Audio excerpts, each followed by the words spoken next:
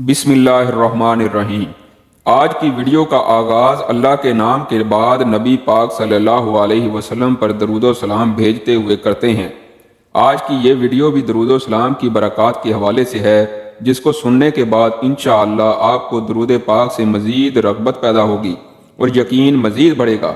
ہمارا یقین ہے کہ اس ویڈیو کو سننے کے بعد آپ انشاءاللہ تعالی پہلے سے زیادہ درود شریف پڑھنا شروع کر دیں گے۔ محترم ناظرین، ایک نیک بزرگ اپنا واقعہ اس طرح سے بیان کرتے ہیں کہ میں 5 یا 6 سال کا تھا جب میری والدہ کا انتقال ہو گیا اور ہم ہندوستان کے صوبہ بہار میں رہتے تھے۔ وہاں والدہ کی وفات کے بعد والد صاحب نے دوسری شادی کر لی اور ہماری سوتیلی ماں ہم بہن بھائیوں پر بہت ظلم کرتی تھی۔ گھر کا سارا کام بھی ہم سے کرواتی، کھانے پینے پر بھی پابندی تھی، جو بچا کچا تھا بس وہی ہمیں دے دیا جاتا اور ہم وہ کھاتے۔ اور جب ہمارے سوتیلے بہن بھائی ہوئے تو یہ ظلم اور بڑھ گیا۔ کہتے ہیں کہ ہماری سوتیلی ماں پیشاب کے کپڑے تک ہم سے دھلواتی اور خود چارپائی پر بیٹھی رہتی، گندے کپڑے بھی ہم سے دھلواتی۔ ہمارے والد صاحب نے بھی ہمارے اوپر کوئی خاص توجہ نہ دی، وہ ہماری سوتیلی ماں سے ڈرتے تھے۔ اور سوتیلی ماں جب اپنے گھر جاتی تو ابا ہمیں تیار کرتے، جیب خرچ بھی دیتے، ہمارا خیال بھی رکھتے۔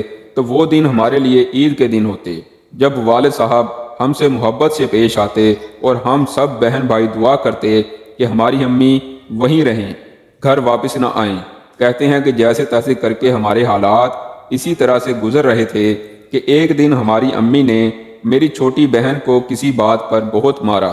میں نے ابو سے شکایت کی تو ہماری والدہ نے ابو کے گھر سے جاتے ہی ہم سے یوں بدلا لیا کہ ہم سب بہن بھائیوں کو خوب مارا۔ کہتے ہیں کہ میں اس بات سے اتنا دل برداشتہ ہوا، اتنا دکھی ہوا کہ گھر سے بھاگ گیا۔ اس وقت میری عمر 9 یا 10 سال کے قریب تھی۔ گھر سے بھاگ کر ایک ریلوے اسٹیشن آیا اور ایک ٹرین میں بیٹھ گیا۔ کئی گھنٹوں کا سفر کر کے ایک اسٹیشن پر اتر گیا۔ چند روپے میرے پاس تھے، بھوک لگتی تو ان سے کچھ کھا پی لیتا اور سارا دن آوارہ گردی کرتا۔ پھر رات کو ریلوے اسٹیشن کے مسافر خانے میں آ کر سو جاتا۔ کہتے ہیں کہ چند دن کے بعد میرے پیسے ختم ہو گئے، بڑی پریشانی ہوئی۔ مسافر وہاں جو بچا کچا کھانا ڈال جاتے، میں چپ کر کے وہی کھا لیتا۔ ایک دن بہت بھوک لگی، سارا ریلوے اسٹیشن چھان مارا مگر کہیں سے سوکھی روٹی کا ٹکڑا تک نہ ملا۔ وہیں پلیٹ فارم پر بیٹھ کر میں نڈال ہو کر رونے لگا۔ بھوک کی شدت بہت زیادہ تھی اور آج اپنی ماں کی بہت شدت سے یاد آ رہی تھی کہ وہ ہمیں بے سہارا چھوڑ کر اس دنیا سے چلی گئیں۔ بہن بھائی یاد آ رہے تھے، نہ جانے سوتیلی ماں ان کے ساتھ کیا سلوک کرتی ہوگی۔ کہتے ہیں کہ میں نے دعا کی کہ کاش مجھے اتنی دولت مل جائے کہ میں ایک الگ مقام لے کر اپنے پاس اپنے بہن بھائیوں کو رکھ لوں اور ان کو اچھے طریقے سے پالوں، وہ اپنے سب دکھ درد بھول جائیں اور ہم اچھے اچھے کھانے کھائیں، اچھے اچھے کپڑے پہنیں اور خوش و خرم رہیں۔ لیکن اتنی دولت میرے پاس کہاں تھی، یہاں تو سوکھی روٹی تک نہ تھی۔ کئی دن فاقوں میں گزر گئے، سوائے پانی کے میرے اندر کوئی چیز نہیں گئی تھی۔ انہی سوچوں میں گم تھا کہ 2 بزرگ مسافر خانے میں داخل ہوئے اور تھیلے میں سے کھانا نکال کر کھانے لگے۔ کہتے ہیں کہ میں سامنے بینچ پر ہی لیٹا ہوا تھا۔ کھانے کو دیکھ کر میری بھوک مزید تیز ہو گئی۔ میں اٹھ کر بیٹھ گیا اور کھانے کی طرف دیکھنے لگا۔ دل تو چاہ رہا تھا کہ میں ان سے کھانا چھین کر بھاگ جاؤں اور دور کہیں جا کر پیٹ بھر کر کھانا کھاؤں، لیکن ایک تو کئی دن سے بھوکا تھا، فاقوں سے تھا، جسم میں طاقت نہیں تھی۔ دوسرا یہ کہ وہ 2 آدمی تھے اور میں ایک چھوٹا بچہ۔ میں بڑی بے بسی کے ساتھ ان کو کھانا کھاتے دیکھنے لگا کہ اچانک ان میں سے ایک بوڑھے بزرگ کی نظر مجھ پر پڑی۔ انہوں نے مجھے غور سے دیکھا اور پھر کہا، آؤ کھانا کھاؤ۔ میں تو جیسے اشارے کا منتظر تھا، پتہ نہیں اس وقت میرے جسم میں اتنی طاقت کہاں سے آئی۔ میں تیزی سے اٹھا، آگے بڑھا اور فوراً سے ہی جلدی سے کھانے لگا۔ مجھے اس طرح سے کھانا کھاتے دیکھ کر وہ کہنے لگے کہ لگتا ہے کہ یہ بچہ کئی دنوں سے بھوکا ہے، ہم بعد میں کھا لیں گے، اسے کھانے دو۔ کہتے ہیں کہ میں نے جلدی سارا کھانا ختم کر دیا تو انہوں نے مجھے پانی دیا، میں نے پانی پیا تو انہوں نے کہا، بیٹھو، کھانا کھا کر اللہ کا شکر ادا کرو۔ ہم یہ نہیں کہتے کہ ہمارا شکر ادا کرو، کیونکہ رزق جس کے نام کا ہے اسی کو ملتا ہے، لیکن بیٹا جس مالک نے کھانا کھلایا ہے اس کا شکر ادا کرنا چاہیے۔ ان کے پیار بھرے لفظ سن کر مجھے شرمندگی اور ندامت ہوئی اور میں رونے لگا۔ انہوں نے میرے سر پر ہاتھ رکھا اور تسلی دی اور کہنے لگے، تم کون ہو؟ یہاں کیا کر رہے ہو؟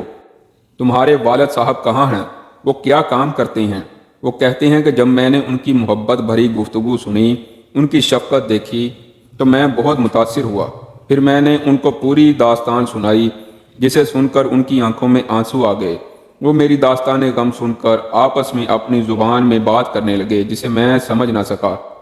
کچھ دیر بعد جو زیادہ بوڑھا شخص تھا وہ کہنے لگا کہ آپ کے سب مسئلے حل ہو جائیں گے، لیکن ہماری ایک شرط ہے، اور آپ کو نہ صرف وہ شرط پوری کرنی ہے بلکہ ہم آپ کی مدد بھی کریں گے۔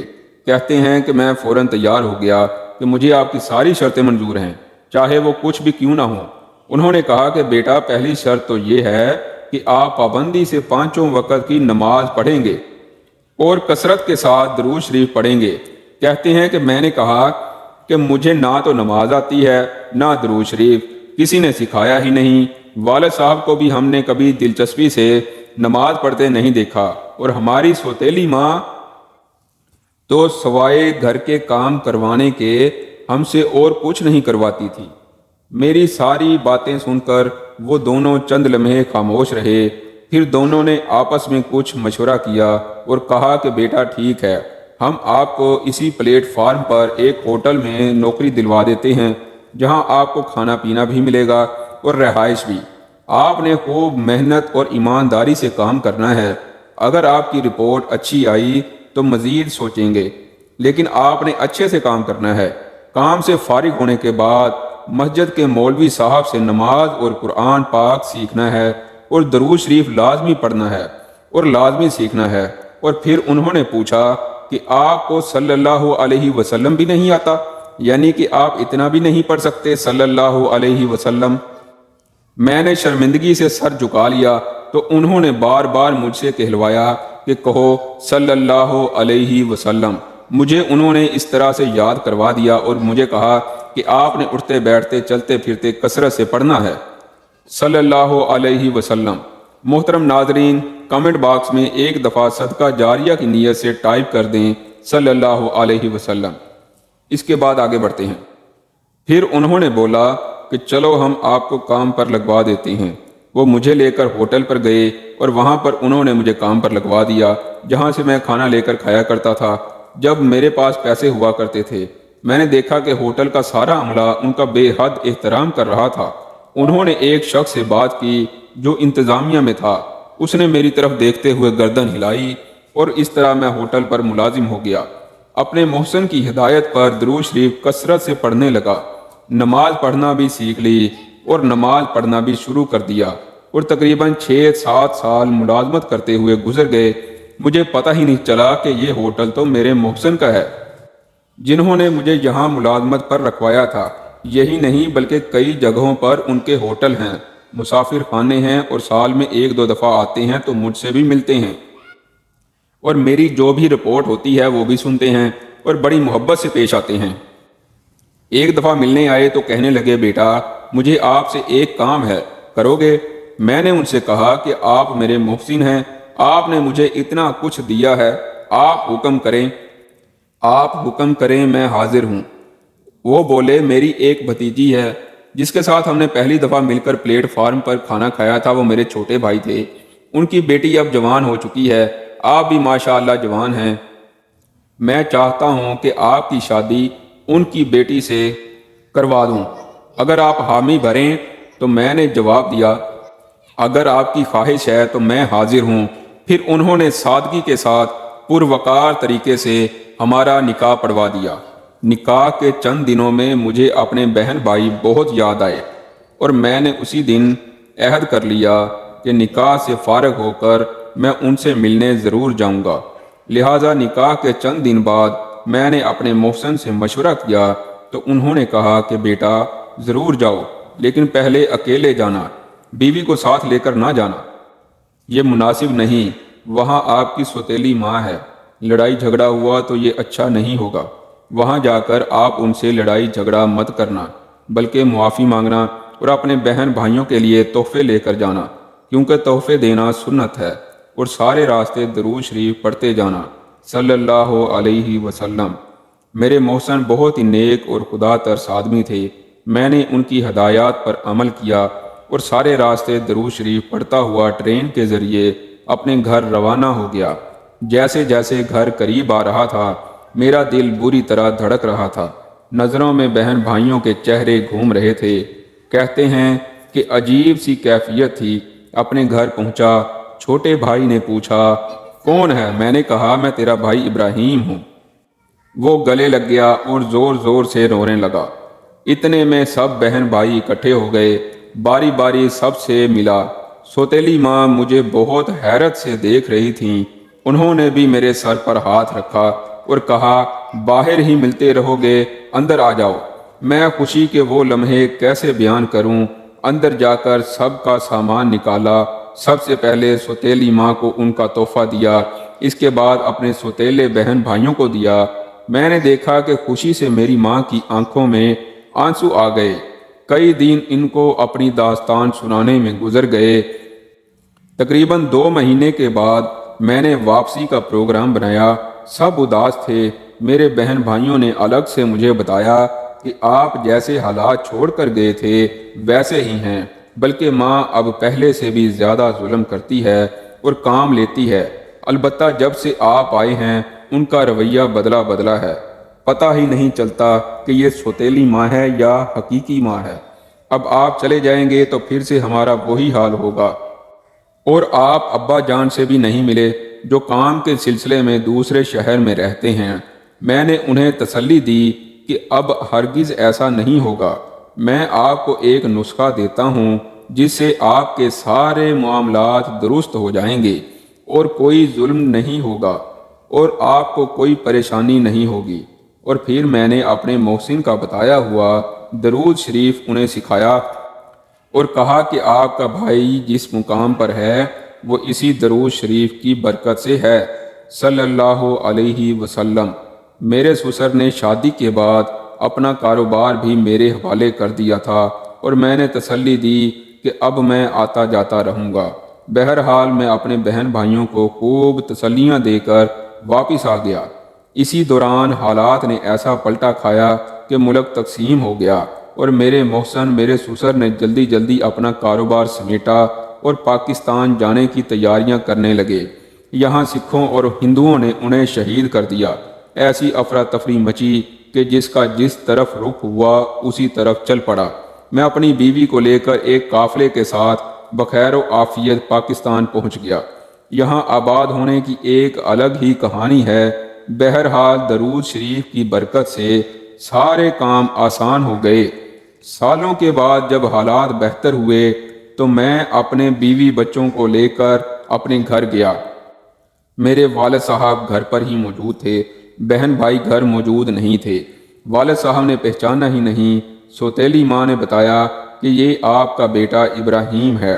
والد صاحب بہت خوش ہوئے، حیران ہوئے، پوچھنے لگے یہ عورت کون ہے اور یہ بچے کس کے ہیں؟ میں نے بتایا کہ یہ آپ کی بہو ہے اور یہ میرے بچے ہیں۔ بہن بھائیوں کے بارے میں پوچھا تو بتایا کہ سگی بہنوں کی شادیاں کر دی گئی ہیں اور بھائی نے دکان کر لی ہے، جبکہ سوتیلا بھائی اور ایک بہن ہندوؤں کے ہاتھ شہید ہو گئے۔ یہ سن کر مجھے اتنا دکھ ہوا کہ میں بتا نہیں سکتا۔ لیکن سب سے زیادہ دکھ مجھے اس بات کا ہوا کہ درود شریف صرف میں نے اپنے سگے بہن بھائیوں کو ہی پڑھنے کا بتایا تھا، اپنے سوتیلے بہن بھائیوں کو کیوں نہ بتایا؟ شاید وہ بھی پڑھتے تو ان کی بھی جان بچ جاتی۔ بہرحال اب میرے بہن بھائی خوش و خرم ہیں۔ میں یہاں پاکستان میں آباد ہوں، کئی دفعہ حج کر چکا ہوں، عمرے کر چکا ہوں، اپنا مکان ہے، کاروبار ہے، بیوی بچے ہیں اور ہم سب بہت خوش اور آباد ہیں۔ اور میں یہ سمجھتا ہوں کہ یہ سب کچھ درود شریف کی برکت ہے اور میرے محسن کی دعاؤں کا نتیجہ ہے۔ اللہ تعالیٰ انہیں جنت الفردوس میں اعلیٰ ترین مقام عطا فرمائے، آمین۔ یہ سب درود شریف کی برکت ہے کہ درود شریف انسان کو فرش سے اٹھا کر عرش تک پہنچا دیتا ہے۔ کہاں کھانے کو کچھ نہیں تھا، گھر سے بھاگے ہوئے تھے، اور کہاں درود شریف صلی اللہ علیہ وسلم پڑھنا شروع کیا تو کھانا بھی ملا، رزق میں بھی برکت ہوئی، رہنے کی جگہ بھی ملی، شادی بھی ہوئی۔ جان کی حفاظت بھی رہی، سلامتی بھی ملی، عزت بھی ملی اور سب کچھ ملا۔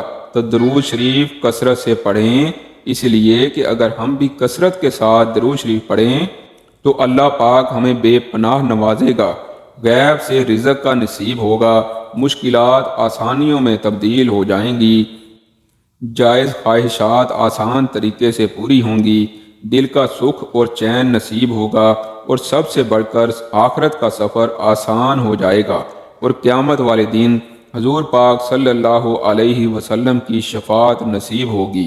دعا ہے کہ اللہ پاک ہم سب کو کثرت سے درود شریف پڑھنے کی توفیق عطا فرمائے، آمین۔ اگر آپ کو ویڈیو پسند آئی ہو تو چینل کو سبسکرائب کر لیں، لائک کر دیں اور شیئر کر دیں، اور کمنٹ سیکشن میں صدقہ جاریہ کی نیت سے صلی اللہ علیہ وسلم ضرور ٹائپ کریں۔ شکریہ۔